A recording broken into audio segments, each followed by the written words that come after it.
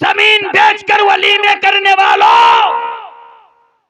बारात के नाम पर 25 गाड़ियां ले जाने वालों, आजम खान नूरी का ये जुमला नोट करके जाना।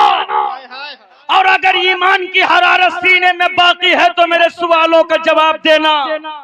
तुम्हें जमीन बेचने का शौक है तो निकलो मैदान में, बेचो जितना बेचना हो, लेकिन हड्डी खिलाने के लिए नहीं, अपनी औलादों को आला तालीम दिलाने के लिए।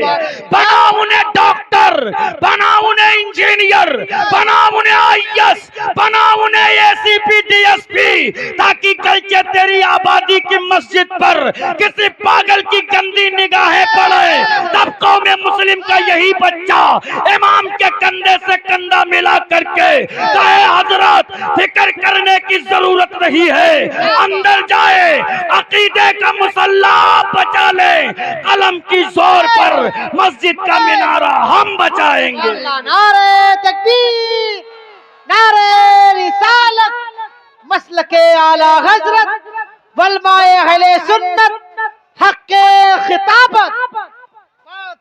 लहक के बोलो या रसूल अल्लाह। या रसूल बंद करो 15 तरीके के स्टार्टर खिलाना। अल्लाह।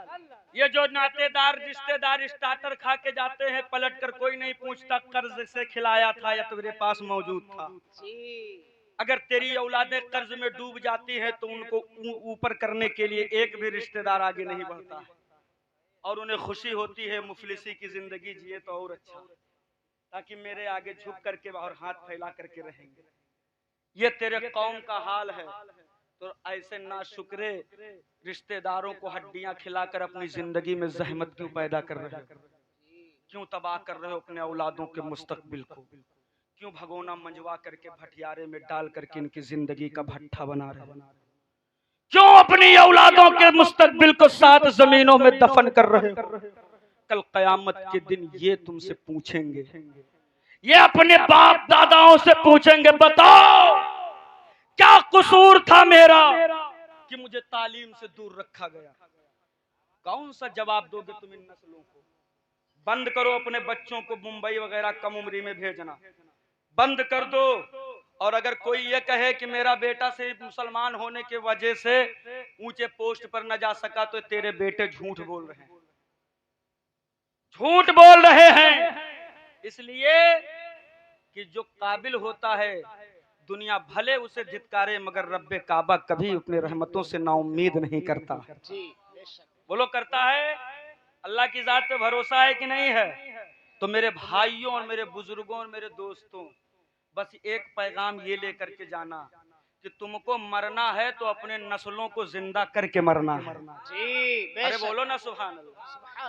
तुमको मरना है तो अपने नस्लों को जिंदा करके मरना है, इसलिए कि तुम तो मिट्टी में चले जाओगे लेकिन तेरी नस्लें मिट्टी पर बाकी रह जाएंगी।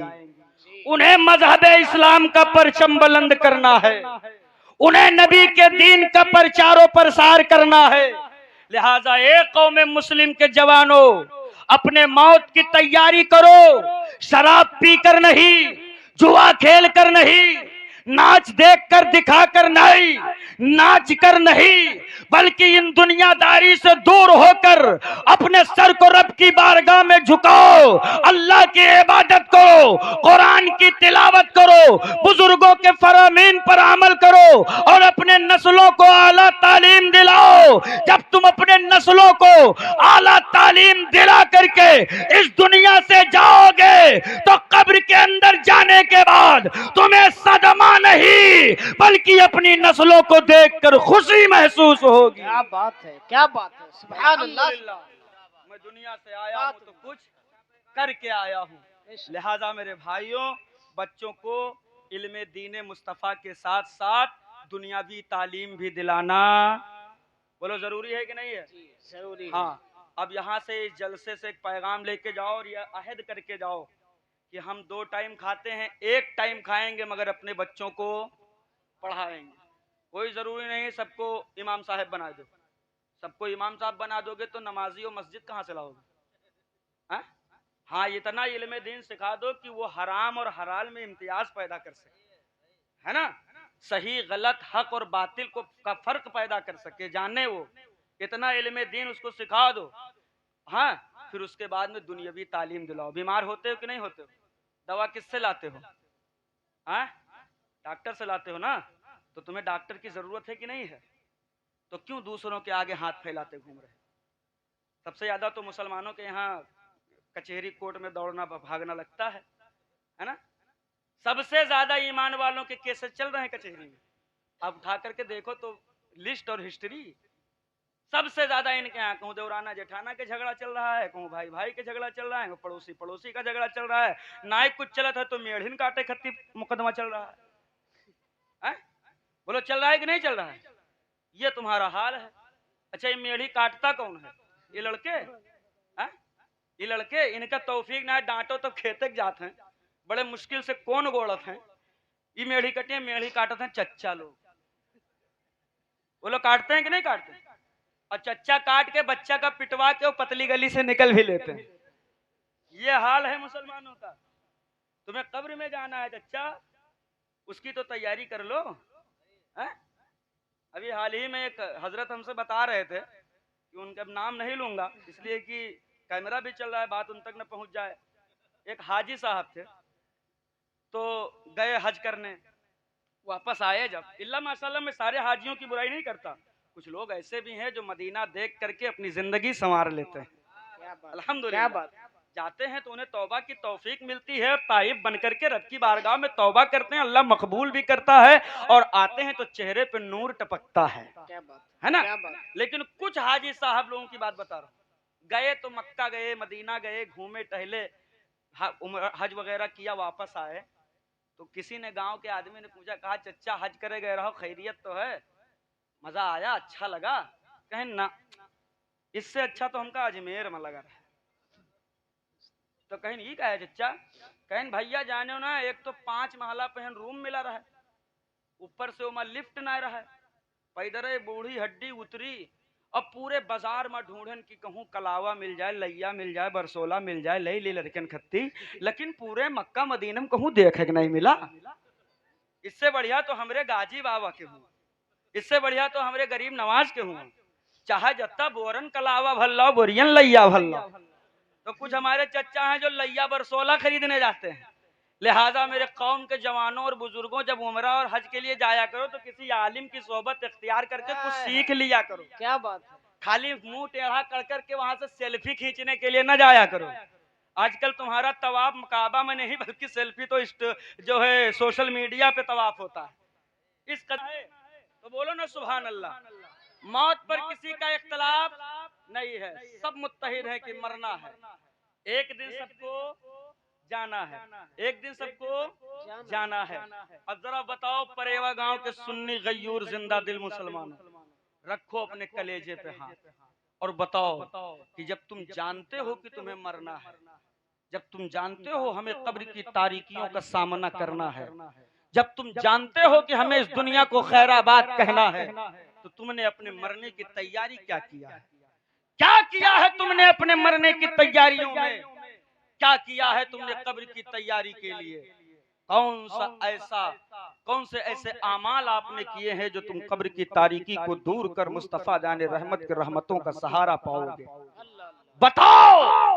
आज ईमान वालों पर जब मेरी नजर पड़ती है तो कलेजा फट के मुंह को आता है। जब तुम जानते हो मुझे मरना है, मनो मिट्टी के नीचे मुझे दबना है और उस तारीख कोठरी का भी सामना करना है, तो फिर दीन से इतने दूर क्यों नजर आ रहे हो? कौन सी बुराई है जो तुम्हारे अंदर नहीं पाई जाती है? कौन सी कमी है जो मुसलमानों के अंदर नहीं पाई जाती है? शराब मुसलमान पी रहा है, जुआ मुसलमान खेल रहा है, गांजा मुसलमान पी रहा है, सनीमा बीनी मुसलमान कर रहा है, शादियों के नाम पर दरवाजों पे रंडिया ईमान वाले नचाते नजर आ रहे हैं, और तुम कहते हो मरने की तैयारी में है। अरे इससे खाक मरने की तैयारी करोगे।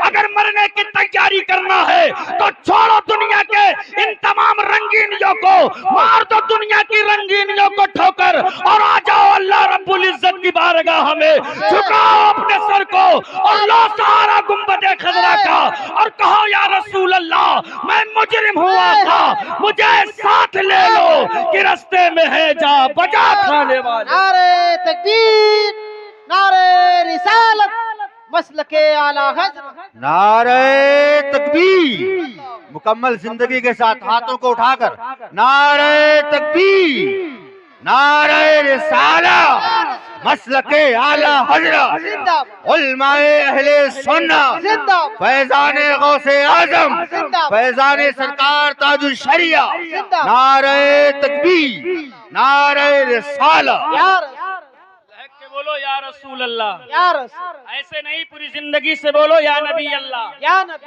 अपने दोनों हाथों को उठाओ, उठाओ अपने हाथों को और हजरत इमाम हुसैन के नाम का अलम बनाओ, जो है बनाओ और आओ पूरी शान सदाकत के साथ, पूरी शान शुजाअत के साथ। तुम्हें हजरत सिद्दीक अकबर की सदाकत का वास्ता है, तुम्हें हजरत उस्मान गनी की सखावत का वास्ता है, तुम्हें हजरत उमर के अदल का वास्ता है, तुम्हें हजरत अली की शुजाअत का वास्ता है, तुम्हें हुसैन आजम की शहादत का वास्ता है, तुम्हें 6 माह के असगर का वास्ता है, तुम्हें जवान अली अकबर का वास्ता है, तुम्हें हजरत सकीना के होठों पर जमी हुई प्यास की उन सूखी पपड़ियों का वास्ता है, तुम्हें हजरत अब्बास के कटे हुए बाजुओं का वास्ता है। पूरी शान शब्बीरी और तेवरे हैदरी में पूरा मजमा बोले लब्बैक या रसूल अल्लाह।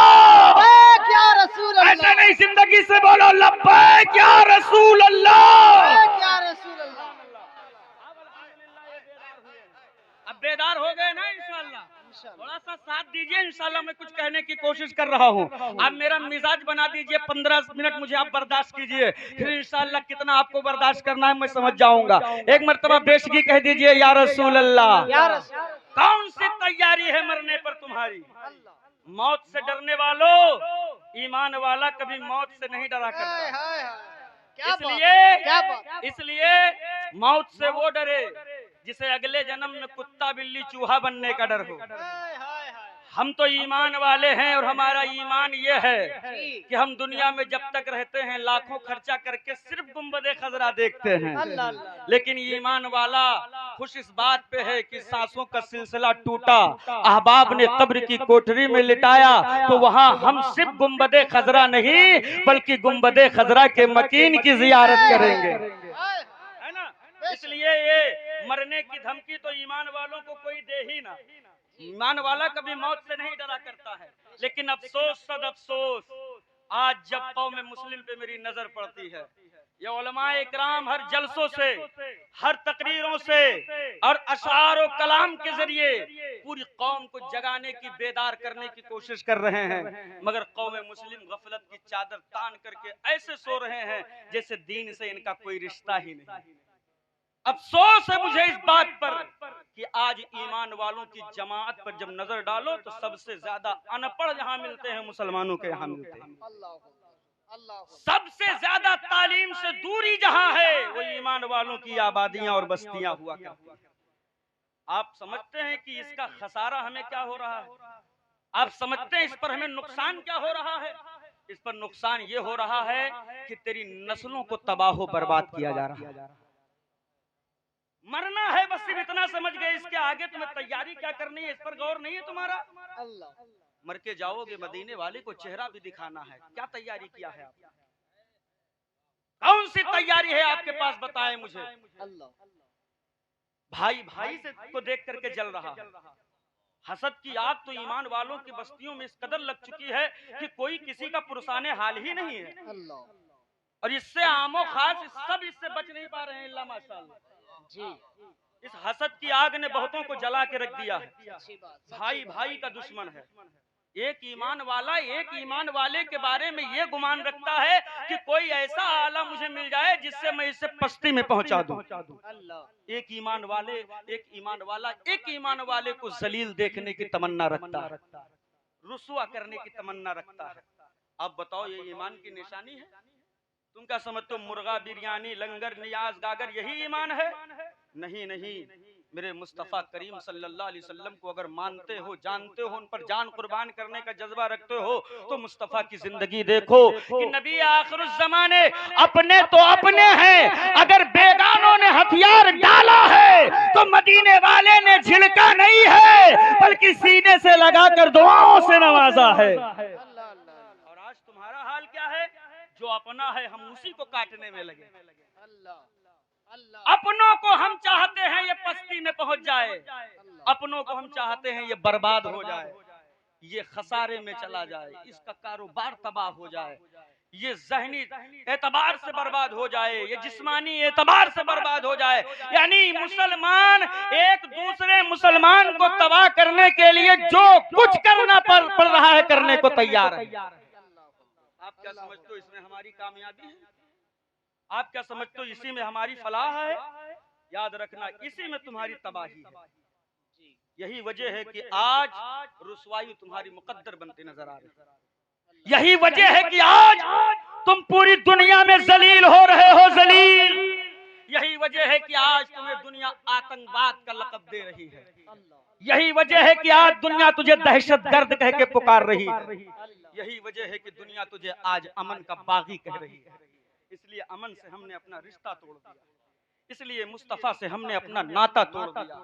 और सुनो, जिस उम्मती को देखकर तुम हसद की आग सीने में जलाए बैठे हो, जरा कभी तवज्जो से मेरे मुस्तफा करीम की जिंदगी पे नजर डाल लेना। कौन है ये उम्मती? ये वो है जिसके लिए मेरे मुस्तफा करीम ने बहुत दुआएं फरमाई हैं। उम्मत के लिए मेरे नबी जिंदगी में न जाने कितना रोए हैं। तुझे पता नहीं है कि इस उम्मत की फलाह व बहबूदी के लिए, इस उम्मत की बका के लिए मेरे मुस्तफा ने किन किन तकलीफों का सामना किया है। तुझे पता नहीं है कि मेरे मुस्तफा ने उम्मत की अजमत को बुलंद करने के लिए जालिमों ने कूड़े डाले हैं तो मुस्तफा ने सब्र किया है, जालिमों ने ओझरी डाली है, मदीने वाले ने सब्र किया है। इस उम्मत की बका के लिए मेरे नबी आखिरुज़ ज़माने पेट पे पत्थर बांधे हैं, मैदान जंग में खंदक खोदा है। इस नबी की आबियारी के लिए, इस उम्मत की आबियारी के लिए मदीने के ताजदार ने बड़ी कुर्बानियां पेश की है। ए लोगों, किस उम्मत को देखकर जल रहे हो? किसने तुम्हें हक दे दिया मुस्तफा की उम्मत को जलने का? तुझे पता नहीं है इसी उम्मत की इज्जतों, इसी उम्मत की इज्जतों अजमत के लिए कायनात के दूल्हा ने ताइफ में पत्थर खाए हैं। इसी उम्मत की अजमत की बुलंदी के लिए हजरत अमीर हमजा ने अपना कलेजा पेश किया है। इसी उम्मत की बका के लिए हजरत बिलाल हबशी ने उमैया बिन खल्फ का तमाचा बर्दाश्त किया है। पथरीली जमीन पर घसीटे गए मगर सब्र किया है, सीने पे पत्थर रखा गया है मगर सब्र किया है। किस उम्मत को देखकर जलने की बात करते हो? उस उम्मत को जिस उम्मत के लिए बदर वालों ने जवानियां लुटाई हैं, ओहद वालों ने घर लुटाए हैं, खैबर वालों ने कुर्बानियां पेश की है। किस उम्मत को तुम जलने की बात कर रहे हो? उस उम्मत को जल रहे हो। अमा जिस उम्मत के लिए करबला के मैदान में इमाम हुसैन ने 6 माह का असगर कटवाया हो, जिस उम्मत की बका के लिए इमाम हुसैन ने जवान अली अकबर पेश किया हो, जिस उम्मत की बका के लिए मुस्तफा जाने रहमत के नवासों ने खूबसूरत हज कासिम कटवा दिया हो, हजरत सकीना ने उम्मत की बका के लिए जालिमों के तमाचे बर्दाश्त किए हैं। जरा सोचो तो सही, इस उम्मत के लिए कितनी कुर्बानियां दी गई है। ये वही उम्मत है जिसके लिए करबला के मैदान में सैयदा ज़ैनब के हाथों में हथकड़ियां डाली गई है। ये वही उम्मत है जिस उम्मत की बका के लिए मुस्तफा के घर की बेटियों को बेपर्दा बाजार में घुमाया गया है। कैसे तुम्हें हक पहुंचता है किसी उम्मत को जलने का? किसने हक दे दिया है?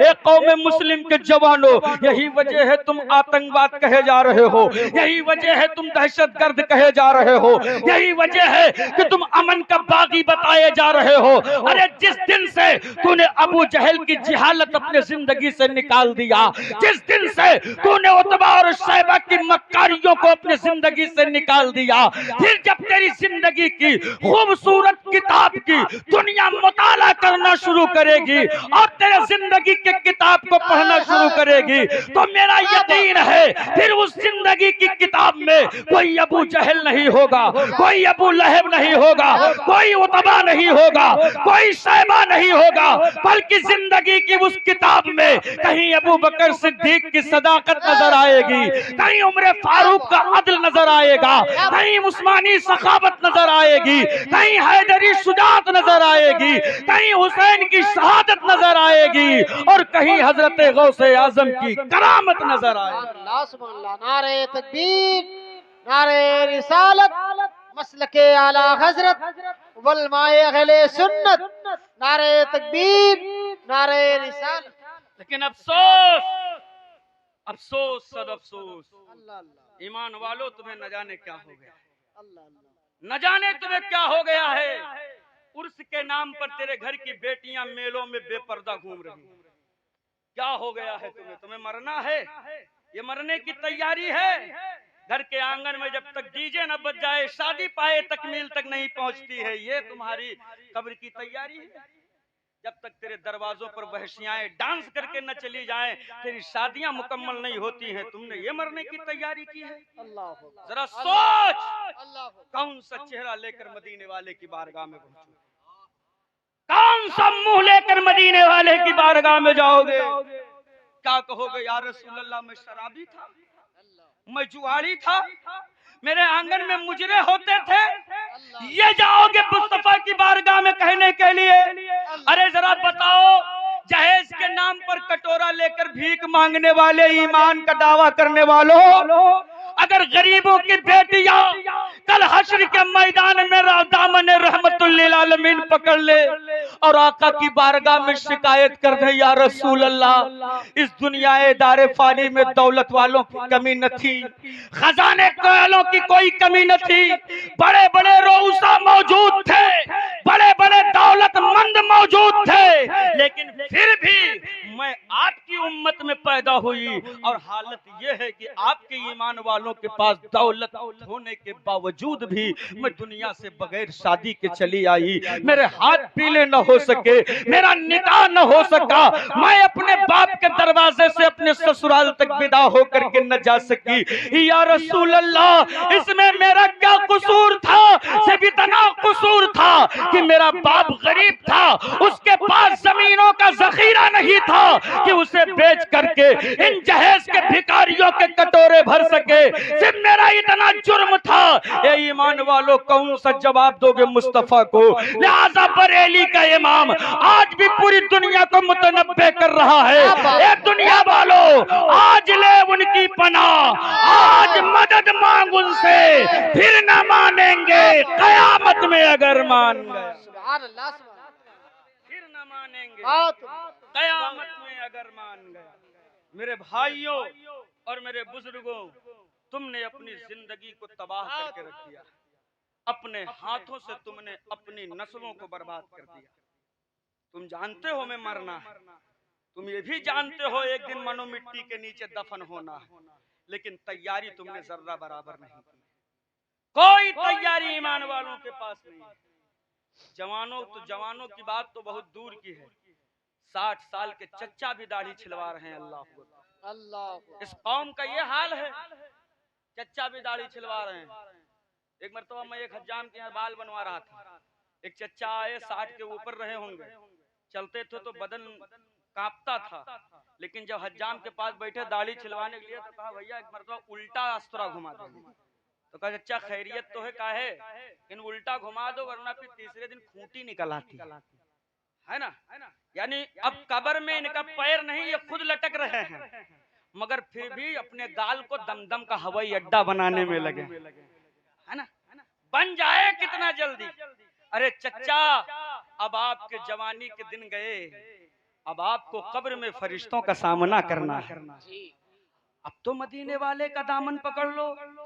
हमारे बुजुर्गों ने दामन छोड़ा है, इसीलिए हमारी नस्लें तबाह हैं। आने वाली नस्लों से कहता हूं तुम पकड़ लो, वरना आने वाली जो तुम्हारी नस्लें हैं उन्हें संभालने वाला कोई न मिलेगा। बचा लो अपनी औलादों, पढ़ा दो अपने बेटों को। चीख चीख करके ईमान वाले मंबरे रसूल से उलमाए इकराम कह रहे हैं पढ़ाओ, तालीम दिलाओ अपने बच्चों को। तुम्हें अपने बेटों के हाथों में बम बारूद गोला देने की जरूरत नहीं है। तुम तो ईमान वाले हो, ईमान वाले। तुम अपने बच्चों के हाथों में सिर्फ पावर वाला कलम दिला दो। अल्लाह के इज्जत की कसम, उस कलम में परवरदिगार ने इतनी ताकत रखी है कि आज जो भी अंधा बहरा गूंगा आकर के ईमान वालों पे कुछ भी टिप्पणी करके गुजर जाता है, जिस दिन तेरी औलादें पढ़ी लिखी हो जाएंगी और उनके हाथों में कलम आ जाएगा, इन हराम खोरों को एक जुमला बोलने के लिए 1000 मर्तबा सोचना पड़ेगा कि ईमान वालों के बारे में बोले कि ना बोले। लेकिन सिर्फ गागर चादर में मस्त रहोगे तो कुछ नहीं होने वाला। इसे ये मत समझ लेना कि मौलाना वहाबी बुलाते हैं लिए। वहाबी नहीं हूँ, बल्कि वहाबियों के सीने पे चढ़ करके मसलके आला हजरत का झंडा बुलंद करने वाला हूँ। क्या बात है, क्या बात। ये जहन में रखना जी। ईमान वालों, अपने ईमान को जरा झंझोड़ो, सोए हुए जमीर को जगाओ। आज हालात तुम्हारे क्या हैं? बिरयानी मिल गई, जितने बड़ा हड्डी खोर उतने बड़ा मुसलमान। जितनी बड़ी पतेली गोश्त की चढ़ी है चूल्हे पे उतना बड़ा ईमान वाला है ना। हड्डी को तुमने ईमान की अलामत बना दिया। अच्छा मियाँ, नमाज कौन पढ़ेगा? आला हजरत वाले हो ना। आला हजरत याद रखना, कल कयामत के दिन अगर यही रवैया तुम्हारा रहेगा तो तुम्हारी तरफ देखना भी पसंद नहीं करेगा। इसलिए कि आला हजरत अजीमुल बरकत का फरमान ये नहीं है कि नमाज छोड़ो नियाज पकड़ो, बल्कि आला हजरत का फरमान ये है कि पहले नमाज फिर नियाज। क्या बात। और बगैर नमाज के तुम दरबारे गाजी में रातों दिन पड़े